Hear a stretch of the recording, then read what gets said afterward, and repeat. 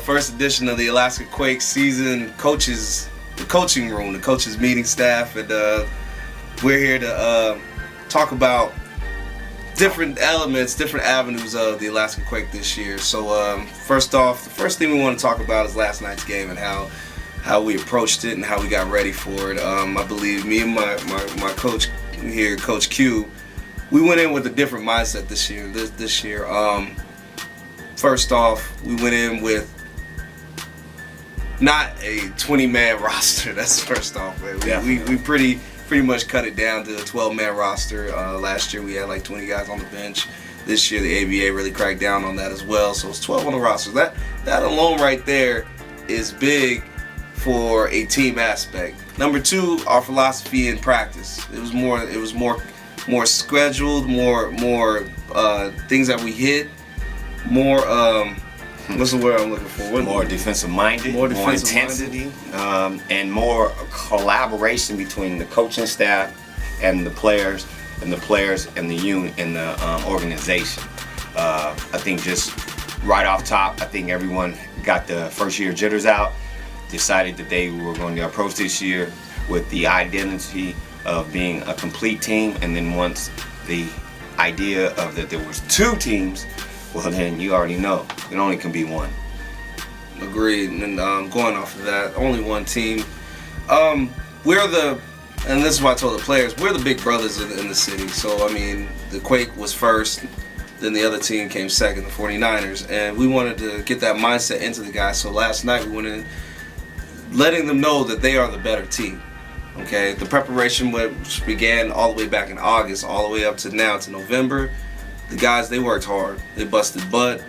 They came in with the philosophy and the mindset that we bestowed on them, and they went out and executed very well and were able to come out with the win. We knew we were going to be a smaller team this year, so our philosophy based on that, we had to become quick. We had to be able to move the ball up the floor, so that is what you're going to see this year, is us trying to be fast, moving, and also showmanship to the crowd. We want the fans, you and all your fans that are watching us today, to be able to see highlights of what a professional team is. In addition to that, in basketball sense, we want to exploit our players, and we have a few that we have returning, like Carl Arts, we have Julius Kamalat, we also have honorable mention players that are returning from last year, Ryan Sweet, Ben Robinson, and also Sam Timms. In addition, we are excited about two of our new players, Lonnie Ridgway and Chris Bryant, not to mention the rest of our roster that is brand new. That's going to be bringing you fast, expedient, up and down play that you will find here in Anchorage, Alaska. So now that game is over with, we're getting ready for the next game, the Sacramento Heat Wave, coming up next Sunday, or this Sunday coming up, this Sunday today. So we're getting ready for that one. And this, again, that we reiterated on the guys from last night after the win from last night was we did not train and prepare just for one game. It may have been the rivalry game, but that's not the only game of the season. When people come into the gym, they come into the facility that our owners have put together. That's our home. And you have to defend home turf. You have to defend everything about the Alaska Quake organization. And we put that in, and we're going to install that again this week for an out-of-towns team to come here, and they're gonna experience the same thing that the 49ers experienced. Sacramento Heat Wave. So, pretty much on the returners, a couple of new guys we gotta acknowledge from last night. Chris Bryant, for example, was probably the player of the game. He finished with a total of, I believe, 37 points. So, and he was on fire. He started the game off with a 3 and pretty much ended the game off on an and 1-3. The man was lights out. During the game, though, we got flat. Second quarter was a dud. It was a dud, and the 49ers made a great run. They cut it at halftime. They cut it to 4.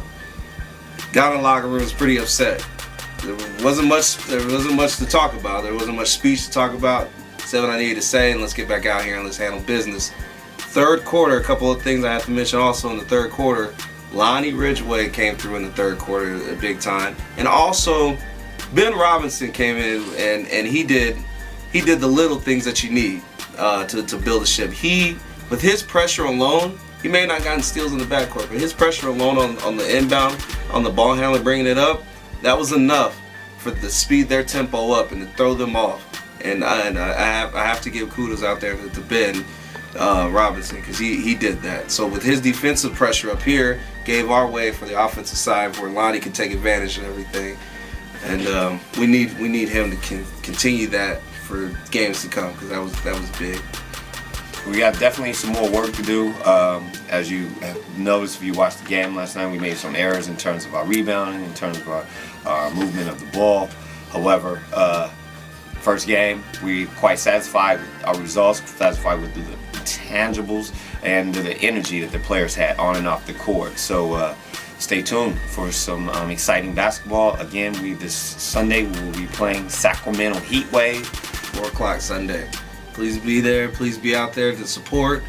We can't do this without you, fans. And we also want to give kudos to our supporters that are sponsoring the Quake organization.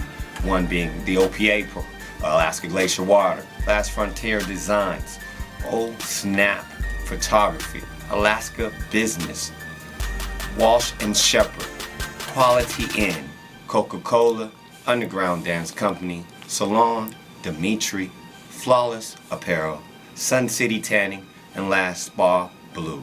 Thank you for your contributions to Alaska Quake. Thanks for watching us tonight. Have a good night. See you at the game.